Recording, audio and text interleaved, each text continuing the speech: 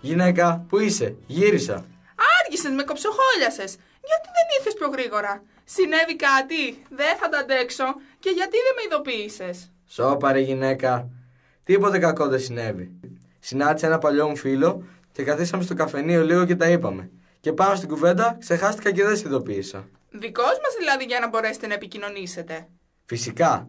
Αν ήταν μήλο ή πορτοκάλι ή τέλος πάντων κάποιο άλλο φρούτο, πώς το καλό θα επικοινωνούσαμε, αφού ξέρεις ότι κάθε είδος φρούτου μιλάει και διαφορετική γλώσσα. Και πώς και βρέθηκε στα μέρη μας ο παλιός σου φίλος? Γιατί όλους σου τους φίλους τους γνωρίζω. Είναι μεγάλη ιστορία. Κάτσε και θα σου την πω από την αρχή. Τι θυμάσαι από εκείνα τα μαύρα χρόνια? Χριστός και Παναγία, πώς σου ήρθε πάλι αυτό? Πώς και τα θυμήθηκες? Έχουμε συμφωνήσει να μην μιλάμε για εκείνη την εποχή. Θυμάσαι που κάθε βράδυ εξαφανιζόταν και κάποιος? Τη μια μέρα άκουγες κλάματα στο ένα σπίτι, την άλλη στο άλλο. Και πώς δεν ειδοποιείς τα άλλα φρούτα? Έπιανες τα πορτοκάλια, τους έλεγες χάνονται κάποιοι δικοί μας. Και σε κοίταγαν. Και αν προσπαθούσαν να πούν κάτι, από το στόμα τους έβγαινε μια τρομακτική κραυγή. Το ίδιο και με τα άλλα φρούτα.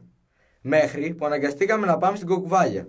Πώς γνωστόν είναι σοφή και μπορεί να επικοινωνεί με όλους μας και να μας προτείνει λύσεις. Εκείνη μας δέχτηκε με χαρά έναν.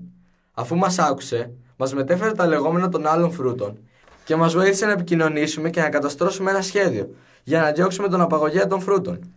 Τι μου θύμισες τώρα? Τη μεγάλη μαύρη αρκούδα που μας έτρωγε. Παναγία μου, δεν θα κοιμηθώ απόψε. Θυμάσαι τι συνέβη μετά? Πώς δεν θυμάμαι?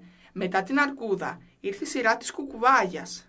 Η κουκουβάγια, ως συνήθως, για τις υπηρεσίες της, φωνάζει όλα τα νεαρά φρούτα, διαλέγει τα καλύτερα για δικά της και τα τρώει. Ευτυχώς χορταίνει εύκολα. 2 φρούτα της είναι αρκετά. Εκείνο το σκοτεινό βράδυ, λοιπόν, φώναξε όλους τους νέες και τις νέες και μαζί με αυτούς και εμένα. Πήγα. Ήξερα ότι θα πεθάνω, αλλά πήγα. Εκείνο το βράδυ στάθηκα τυχερός. Δεν με διάλεξε. Ο φίλος μου, αυτός που συνάντησα απόψε, δεν πήγε. Προτίμησε να φύγει από την πόλη, να μην ξαναγυρίσει ποτέ. Και σήμερα γύρισε? Για πολύ λίγο. Ξέρεις, αν τον αντιληφθεί η κουκουβάγια, θα τον γραπώσει με τα νύχια της κατευθείαν. Θα τον τιμωρήσει για την ασέβειά του.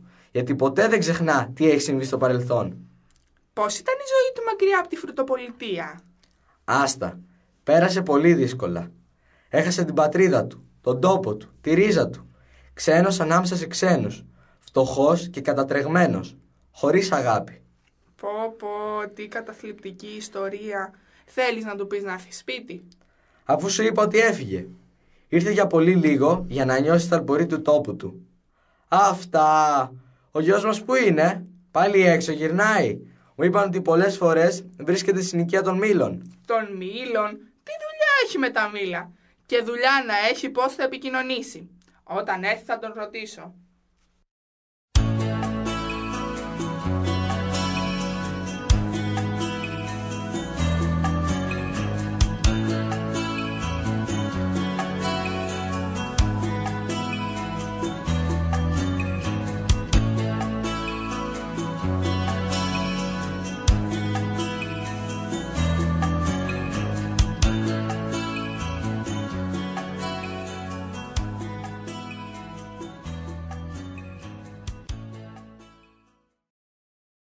Γιατί δεν το καταλαβαίνεις? Εσύ σαχλάδι αυτή μήλο.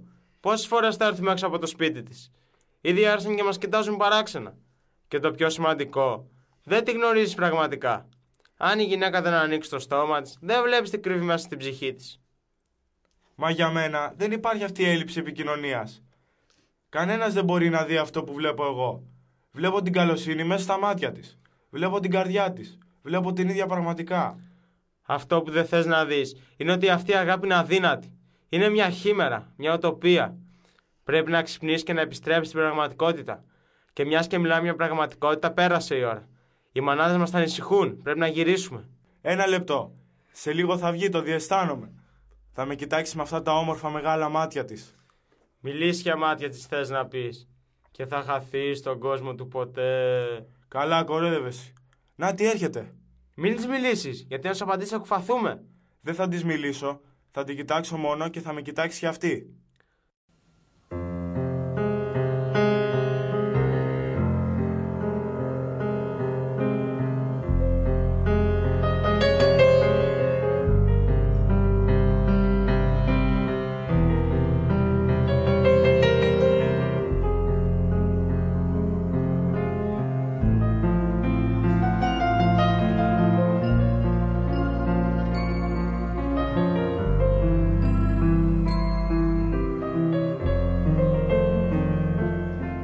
Πάμε, πέρασε η ώρα, φτάνει. Μια τελευταία ματιά μόνο. Πάμε, φτάνει σου λέω. Έχεις λιώσει, κοντεύεις να αγγίξεις μαρμελάδα.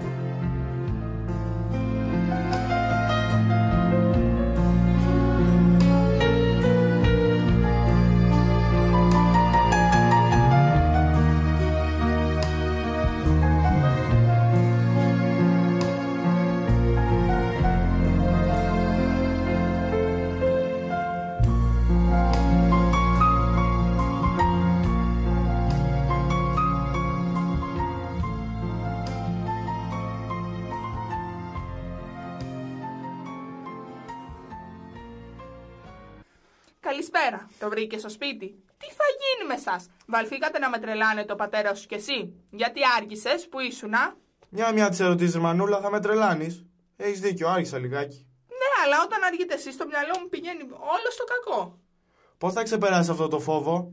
Πότε θα ηρεμήσεις? Πότε θα δεις την ομορφιά της ζωής? Ποια ομορφιά? Όσο υπάρχουν κίνδυνοι, αξεπέραστοι, ανίποτοι, η καρδιά μου δεν ησυχάζει. Άστα αυτά και πες μου που ήσουνα. Κάτι άκουσα ότι τριγυρίζεις στη συνοικία των Μήλων. Πω. Τι γρήγορα που κυκλοφορούν τα νέα. Αχά! Άρα είναι αλήθεια αυτό που μου είπε ο πατέρας σου. Και τι δουλειά έχεις εσύ εκεί? Είσαι μήπως έμπορος? Έχεις να τους πουλήσεις κάτι? Είσαι μάστορας να επισκευάσεις τίποτα? Τι δουλειά έχεις εσύ εκεί? Λέγε. Καλά ρε μάνα, θα σου πω. Αγαπάω ένα κορίτσι. Και στη συνοικία των Μήλων βρήκατε να συναντιέστε? Γιατί τι έχει συνοικία? Τίποτα, να, δεν συνηθίζεται. Και ποια είναι, πώς τη λένε, τη γνωρίζω? Πολλές ερωτήσεις κάνεις, Μανούλα. Πες μου μόνο που μένει. Τώρα απέτυχες Διάνα, αλλά θα σου κάνω τη χάρη και θα σου πω. Μένει στη συνοικία των Μήλων.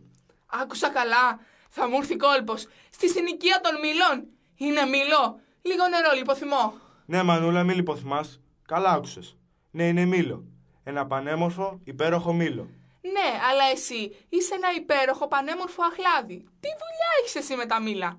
Δεν μπορώ να το πιστέψω. Και πώς τη γνώρισες? Πώς επικοινωνείτε? Αν επικοινωνείτε. Δεν θα σου πω πολλά, ένα μόνο θα σου πω. Έχουμε την καλύτερη επικοινωνία του κόσμου. Μια ματιά, 1000 λέξεις. Να δεις, προάλλες μου έλεγε πόσο μ' αγαπά. Πόσο σημαντικός είμαι για αυτή. Α, δεν είσαι καλά. Θα στείλω τον πατέρα σου να φέρει το γιατρό. Άκου του έλεγε. Μια χαρά με ρε Μανούλα, ηρέμησε. Ας δούμε τα πράγματα λογικά. Ας υποθέσουμε ότι αυτή η ιστορία συνεχίζεται και παντρεύεστε. Τι είδους παιδιά θα βγάλετε? Τι θα είναι, μήλα ή αχλάδια? Τι γλώσσα θα μιλάνε? Τη δικιά σου ή της μάνας τους? Και αν μιλάνε τη δικιά σου, έχει καλός. Θα μπορώ να επικοινωνήσω με τα εγγόνια μου. Αν μιλάνε της μάνας τους, όχι συμφορά μου. Γιατί για σένα ρε μάνα τα πράγματα πρέπει να είναι άσπρα ή μαύρα? Τα παιδιά μας θα είναι υπέροχα. Θα έχουν το σώμα το δικό μου και το χρώμα της μάνας τους. Θα είναι καλόκαρδα όπως αυτή, χαρούμενο όπως εγώ. Και γιατί πρέπει να μιλάνε τη γλώσσα μου ή τη γλώσσα της? Μπορεί να μιλάνε και τις δύο. Και έτσι να μπορέσουμε επιτέλους να συνοηθούμε και να γλιτώσουμε από την κουκουβάγια. Εσείς οι νέοι βλέπετε τη ζωή με άλλα μάτια. Εσείς μας τα δώσατε αυτά τα μάτια. Είναι ξεκούραστα, γεμάτα αισιοδοξία, βλέπουν το καινούριο, το διαφορετικό και πάνε τον κόσμο λίγο πιο μπροστά. Καλά φιλοσοφίες. Πάω στον πατέρα σου. Αν τον ακούσεις να φωνάζει, να τρέξει να φωνάξει στο γιατρό. Να μην μου πάθει και τίποτα. Πάντα υπερβολική, Μανούλα.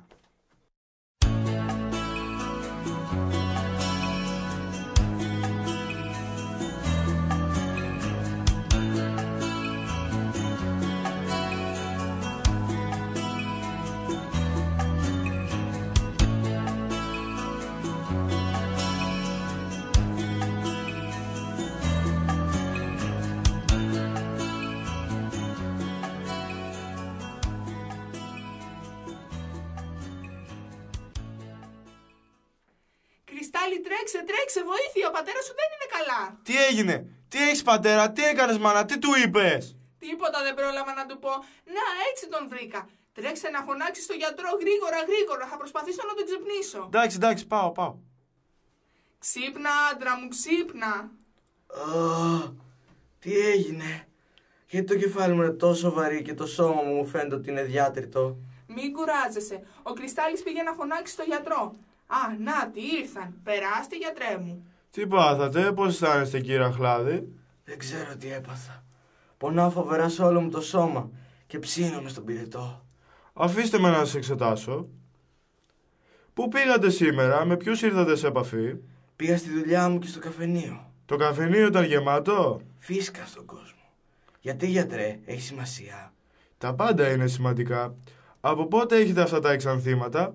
Δεν φαντάζομαι να τα αποκτήσατε σήμερα.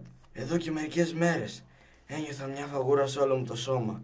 Αλλά σήμερα, πριν λίγο δηλαδή, φούντωσαν και με πονούν. Γιατρέ, γιατί σας βλέπω σκεπτικό? Να, αυτό που με ανησυχεί είναι ότι δεν είστε το πρώτο κρούσμα που βλέπω σήμερα.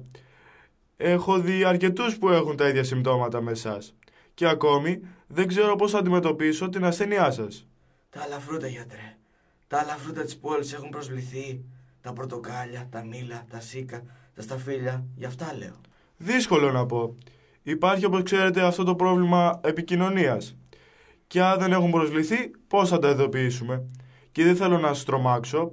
Κανένας δεν γνωρίζει την εξέλιξη της νόσου. Η κατάσταση είναι δύσκολη. Να κάνετε πολλά ντους και θα περάσω αύριο να σας ξαναδώ.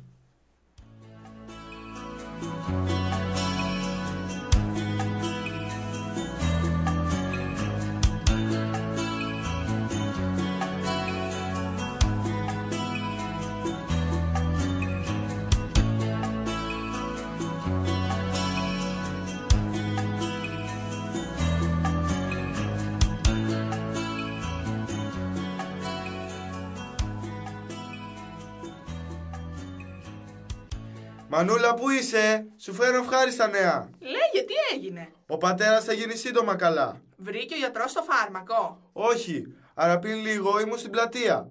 Είχαν μαζευτεί όλα τα φρούτα. Το καθένα μιλούσε τη γλώσσα του. Ήταν αδύνατο να ακούσει τόσες τρίγκλιες μαζί. Υπήρχε μια διάχυτη αγωνία στην ατμόσφαιρα. Τότε έγινε κάτι μαγικό.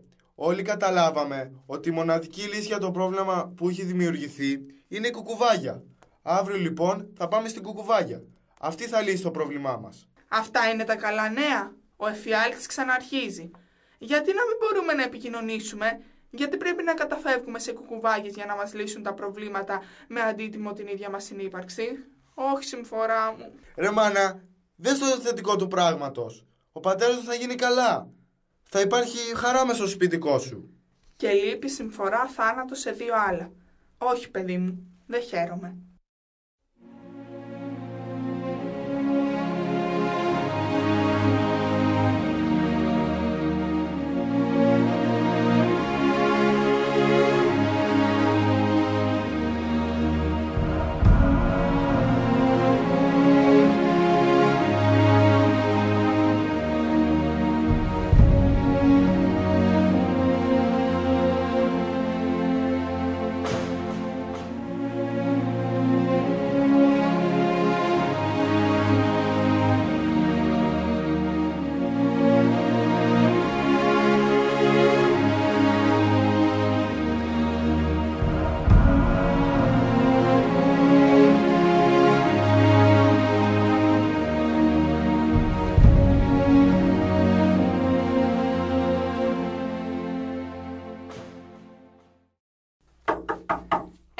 Έρχομαι.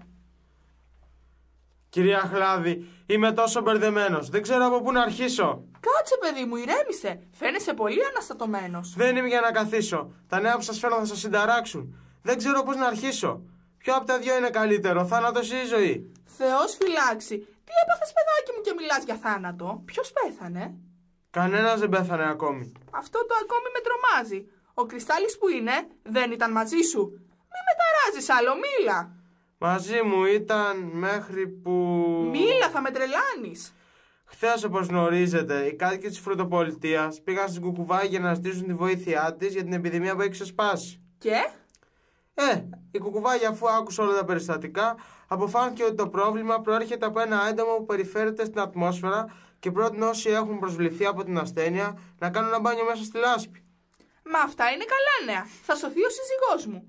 Αλλά γιατί πάλι εγώ δεν είμαι χαρούμενη? Και το παιδί μου που είναι? Και εσύ γιατί είσαι αναστατωμένος και μιλάς για θάνατο? Μίλα, Καϊζέρη, μίλα. Πες μου, το παιδί μου που είναι? Η κουκουβάγια, αφού τελείωσε την αγόρευσή της, ζήτησε να παρουσιαστούν μπροστά της όλοι οι νέοι και οι νέες της ηλικίας μας. Όχι, όπως τότε. Και δεν θα πιστέψετε ποιους διάλεξε. Τον Κρυστάλλι και τη Μιλίτσα. Τον Κρυστάλλι και τη Μιλίτσα. Παιδί μου, παιδιά μου, Κρυστάλλι, Μιλίτσα.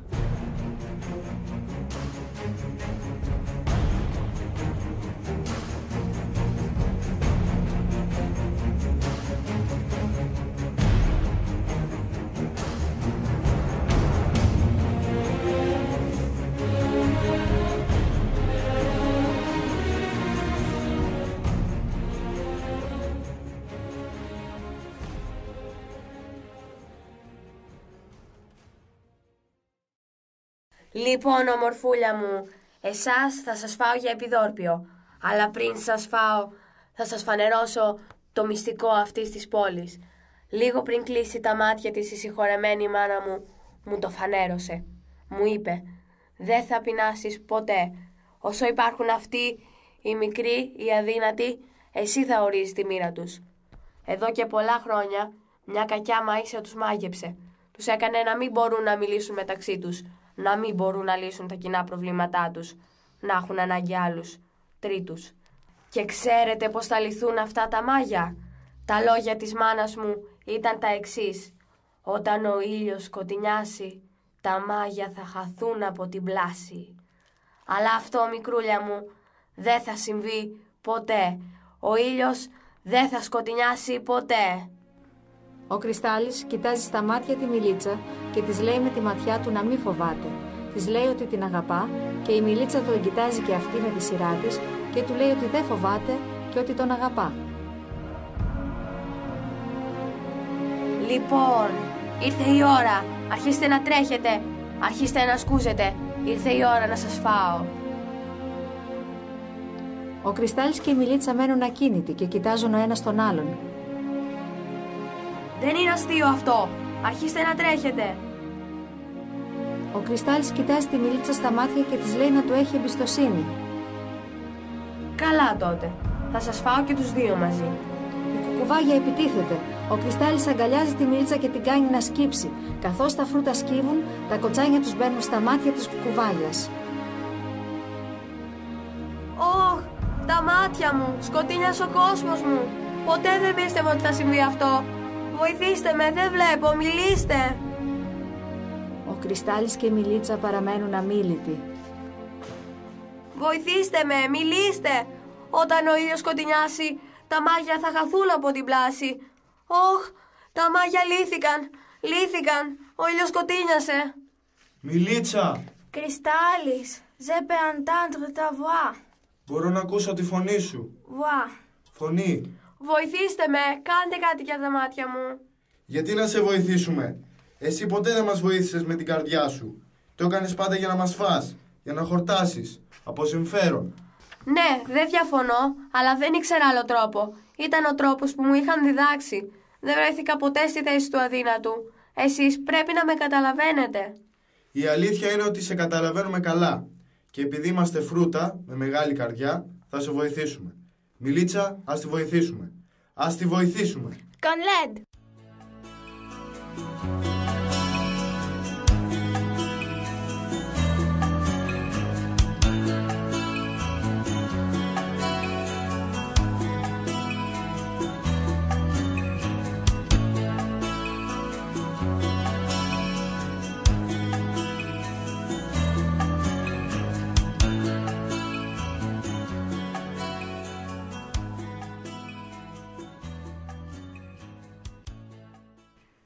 Θεέ μου, σε ευχαριστώ που λύτωσες τα παιδιά μου. Σε ευχαριστώ.